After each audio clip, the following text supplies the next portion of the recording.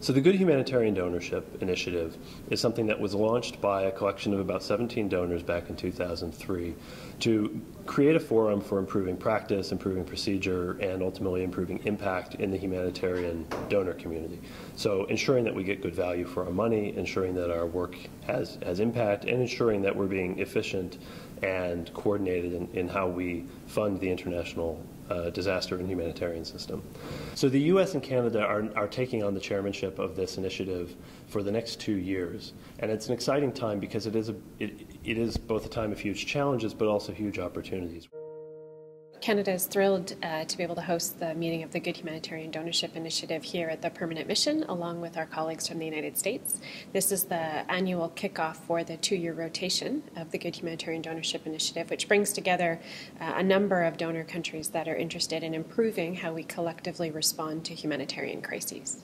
The international community is grappling with a number of crises at the moment, both new crises and also crises that are protracted, that have existed for a number of years. And the question is, how do we, as governments that contribute financially, through human resources, through policy expertise, help make sure that the system is working in the way that it needs to in order to respond to all of these requirements that exist from people who are affected in the field? The GHD remains extremely important and extremely timely because the humanitarian system is seeing an unprecedented level of demand and challenges at this moment in time.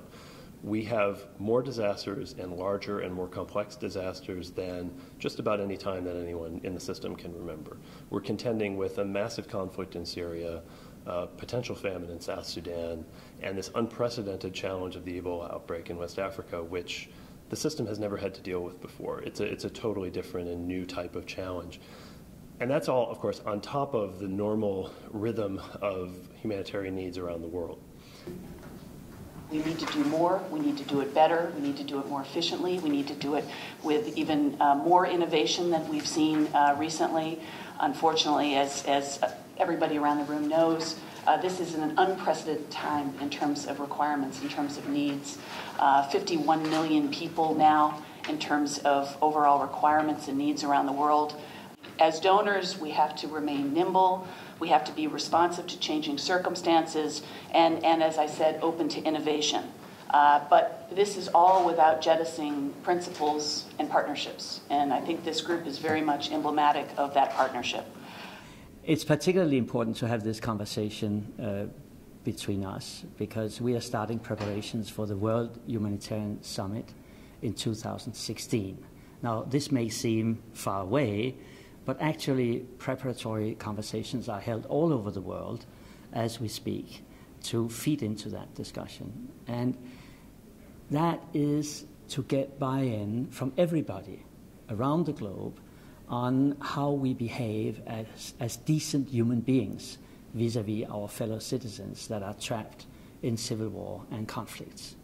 And in fact, the principles of humanitarian assistance do not only come from Solferino, do not only come from Western Europe, they are embedded in all our cultures, in Hinduism, in Taoism, in Islam, in Christianity. They are found in all our systems. And I think we have to have that commonality of interest and commonality of commitment among all of us in order really to save lives and come to the help of the victims.